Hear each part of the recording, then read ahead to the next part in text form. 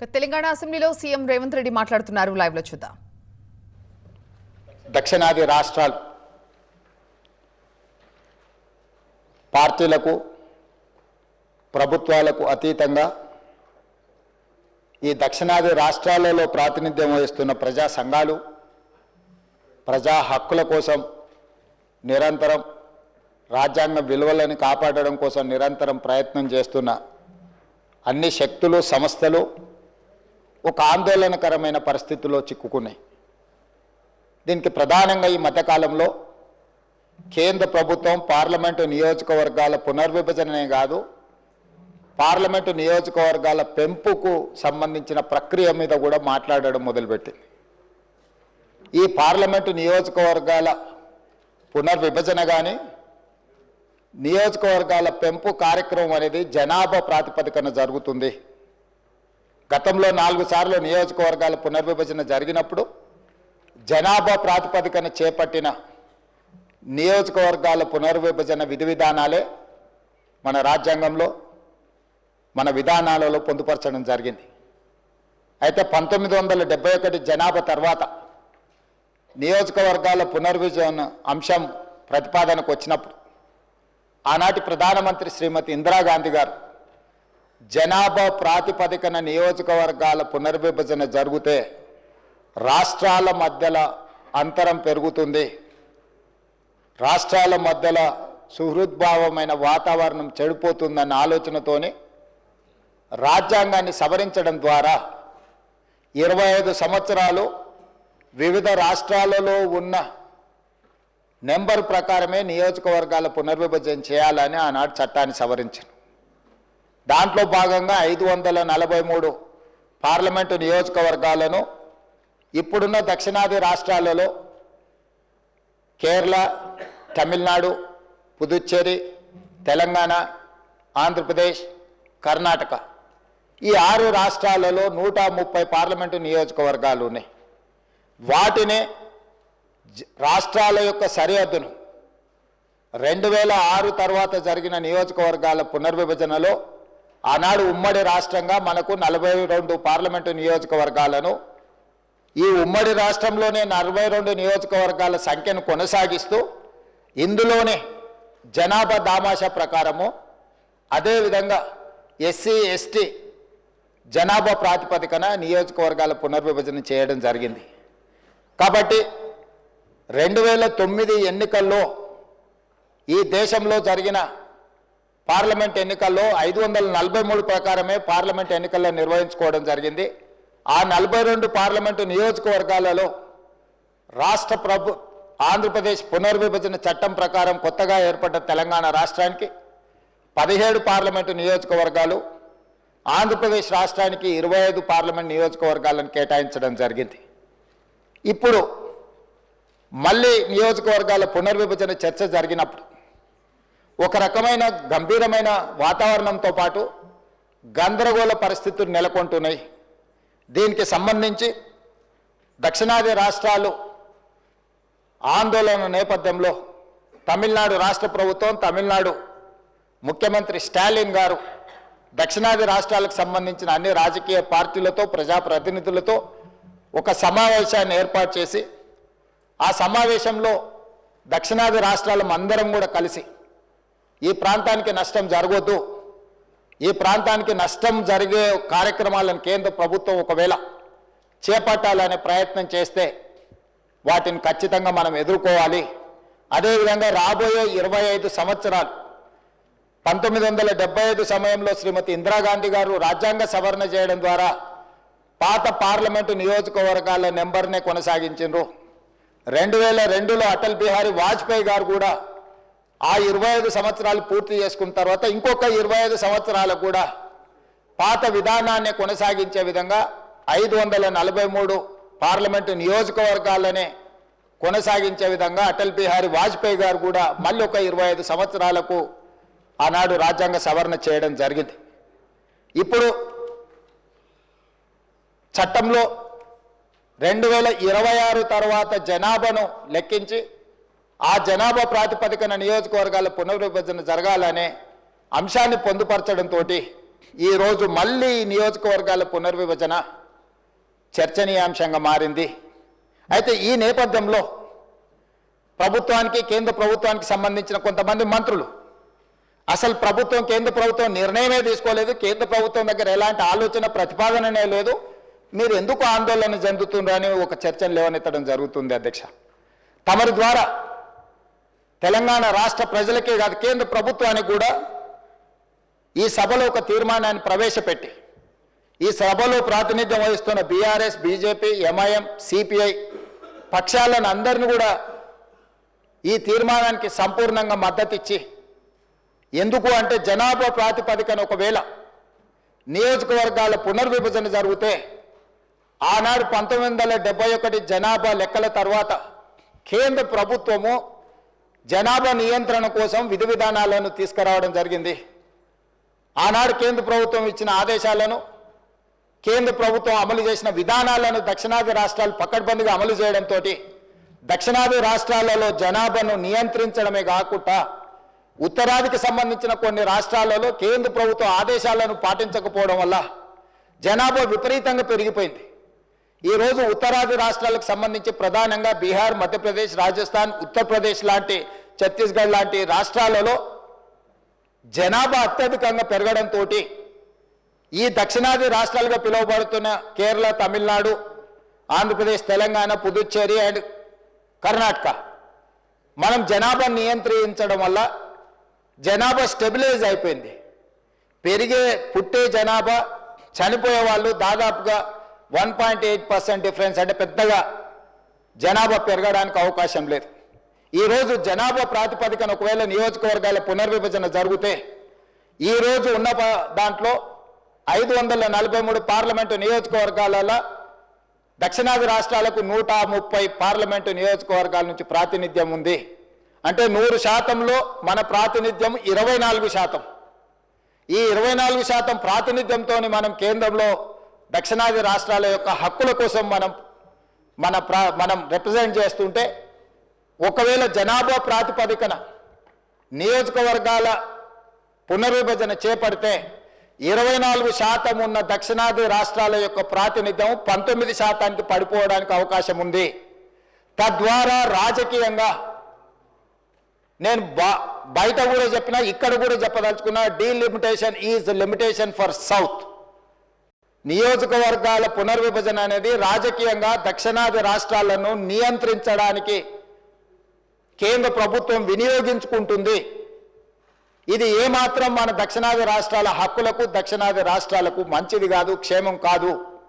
అందుకే ఈ సభ రాజకీయాలకు అతీతంగా తెలంగాణ రాష్ట్రంలో కూడా బట్టి విక్రమార్క గారు, అదేవిధంగా జానారెడ్డి గారు, కేశవరావు గారిని పెట్టి అన్ని రాజకీయ పార్టీలతోని సంప్రదింపులు చేపట్టి అన్ని రాజకీయ పార్టీలను కూడా దక్షిణాది రాష్ట్రాల్లో ఉన్న, ముఖ్యంగా తెలంగాణ రాష్ట్రంలో ఉన్న అన్ని రాజకీయ పార్టీలను, ప్రజా సంఘాలను కూడగట్టుకొని తెలంగాణ రాష్ట్రం మొత్తం ఒకే మాట మీద ఉన్నారు, ఒకే బాటలో ఉన్నారు, నియోజకవర్గాల పునర్విభజనకు సంబంధించి అని కేంద్ర ప్రభుత్వాన్ని ఒక సందేశాన్ని పంపించాలనే ప్రయత్నం.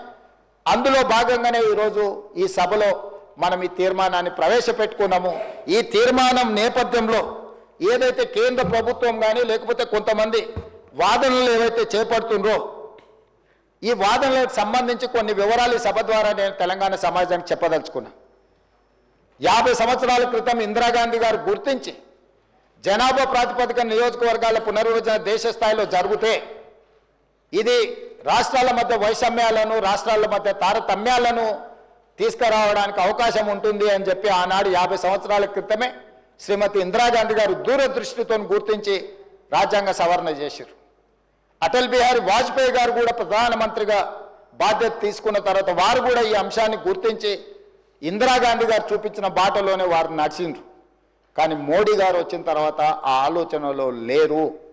ఈరోజు కేంద్ర మంత్రులు కొంతమంది ఇంతవరకు ప్రభుత్వం చర్చించలేదు, ప్రభుత్వం నిర్ణయం తీసుకోలేదని ఏదైతే వాదిస్తున్నారో ఆ వాదన అర్ధ సత్యమని నేను చెప్పదలుచుకున్నాను. అధ్యక్ష, ఈ సందర్భంగా 2-3 అంశాలను ఆంధ్రప్రదేశ్ పునర్విభజన చట్టం 2014 ప్రకారము తెలంగాణ రాష్ట్రంలో ఉన్న 119 శాసనసభ నియోజకవర్గాలు 153 పెంచాలని, ఆంధ్రప్రదేశ్లో ఉన్న 175 శాసనసభ నియోజకవర్గాలను 225 వరకు పెంచాలని చట్టంలో పొందుపరిచి పార్లమెంటులోని చట్టం చేస్తే 11 సంవత్సరాల ఆ చట్టాన్ని కేంద్ర ప్రభుత్వం అమలు చేయలేదు.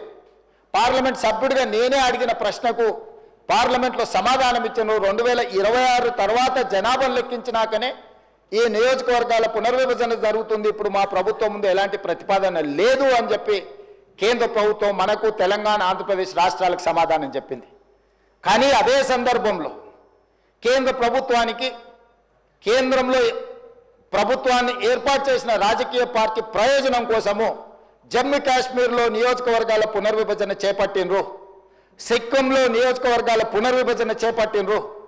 ఈ 2 రాష్ట్రాలలో పునర్విభజన చేపట్టడానికి తీసుకున్న ప్రాతిపదిక 2011 జనాభా ప్రాతిపదికన నియోజకవర్గాల పునర్విభజన చేపట్టిన అధ్యక్ష. కేంద్ర ప్రభుత్వం ఒక పక్కన మనకు అందిస్తున్న సమాచారం కానీ లేకపోతే మనకు కల్పిస్తున్న భ్రమలు కానీ వేరు, కానీ కేంద్ర ప్రభుత్వం తీసుకుంటున్న నిర్ణయాలు వేరు. ఈరోజు నేను అందుకే కేంద్ర ప్రభుత్వాన్ని మీరు చట్టం పార్లమెంటులోనే చట్టం చేసిన ఆంధ్రప్రదేశ్ తెలంగాణకు నియోజకవర్గాల పెంపు అంశాన్ని 2026 జనాభా లెక్కించిన తర్వాతనే చేస్తామని మా పట్ల వివక్ష చూపించుకుంటూ మీరు జమ్మూ కాశ్మీర్లో కూడా సేమ్ అదే చట్టం ఉంది. 2026 తర్వాతనే జనాభాను లెక్కించిన తర్వాత నియోజకవర్గాల పునర్విభజన జరగాలి శాసనసభలో అంటే దాన్ని పక్కన పెట్టి రాజ్యాంగాన్ని సవరించుకొని 2011 నియోజకవర్గాల 2011 జనాభా ప్రకారం 83 నియోజకవర్గాలుగా ఉన్న అసెంబ్లీని 90 నియోజకవర్గాలుగా పెంచడమే కాకుండా నియోజకవర్గాల పునర్విభజన జమ్మూ కాశ్మీర్ రాష్ట్రంలో అమలు చేసిండ్రు అధ్యక్ష.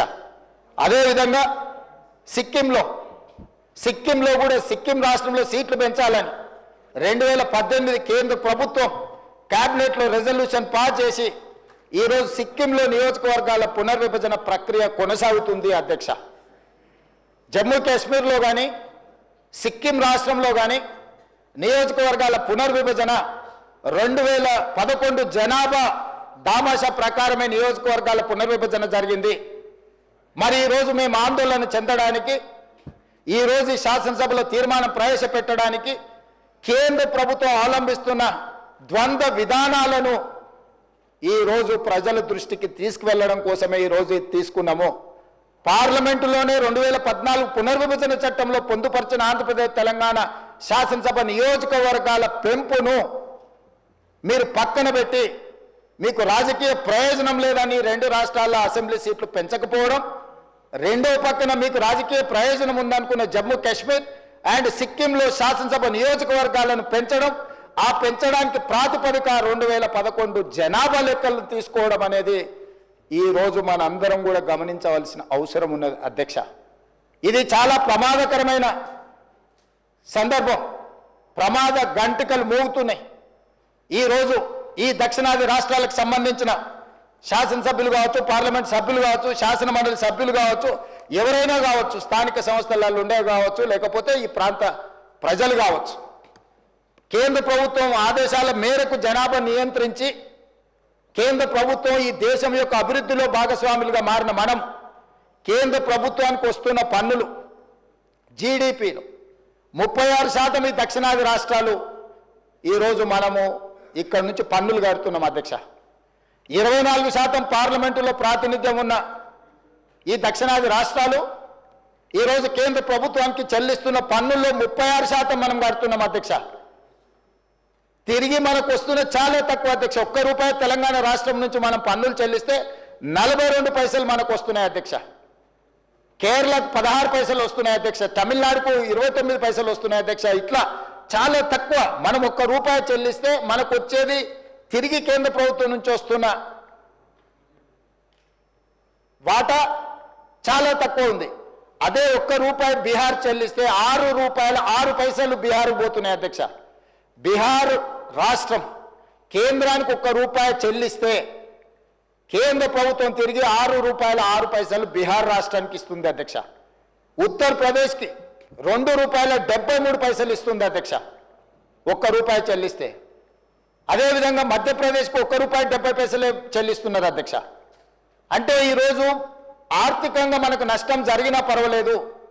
ఈరోజు ఆర్థిక అభివృద్ధితో పాటు ఉద్యోగ ఉపాధి అవకాశాలలో దక్షిణాది రాష్ట్రాలు ఈ దేశానికి ఆదర్శంగా నిలబడ్డాయి.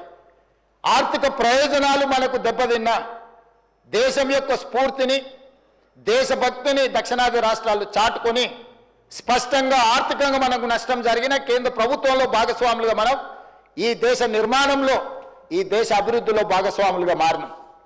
కానీ ఈరోజు ఆర్థిక ప్రయోజనాలను వదులుకున్న ఈరోజు రాజకీయంగా మన ప్రాతినిధ్యాన్ని వదులుకోవడానికి మనం సిద్ధంగా లేము అధ్యక్ష. అందుకే ఈరోజు మేము స్పష్టంగా కేంద్ర ప్రభుత్వాన్ని డిమాండ్ చేస్తున్నాం. 100% ఈ అంశానికి సంబంధించి విస్తృత స్థాయిలో చర్చ జరగాలి.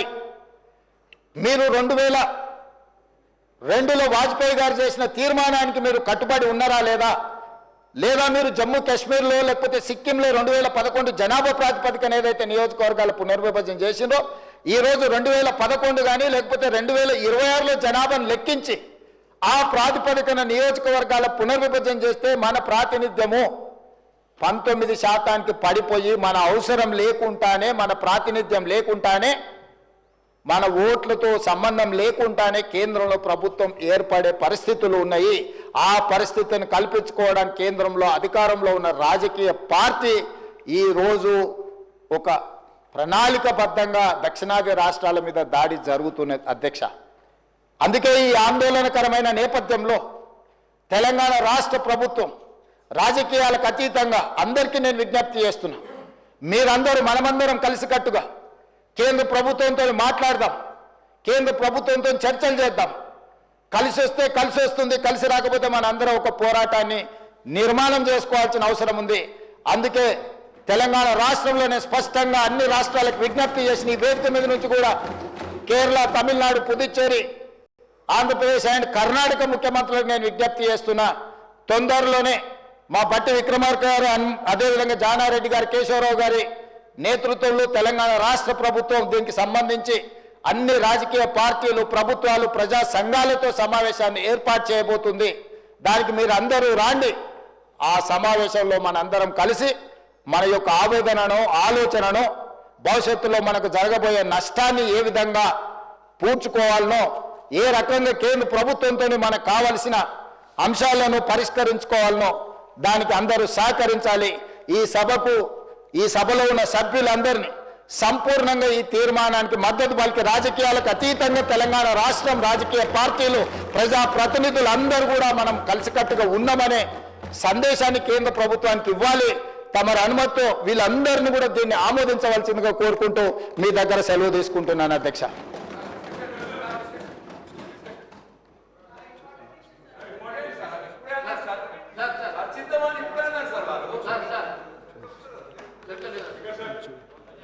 Resolution moved. The question is that the government resolution is before the house. Those who are for the resolution, please say ayes. Those who are against, please say no. Ayes have it, ayes have it. The resolution is adopted.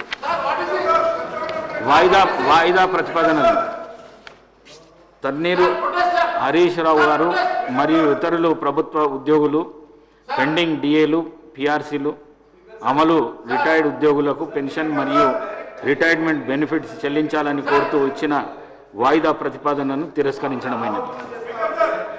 Eleti Maheshwar Reddy గారు మరియు శ్రీ పాయల్ శంకర్ గారు ప్రభుత్వ ఉద్యోగుల బకాయిలు చెల్లింపు GO 317 అమలు గురించి చర్చించాలని కోరుతూ ఇచ్చిన వాయిదా ప్రతిపాదనను తిరస్కరించడమైనది.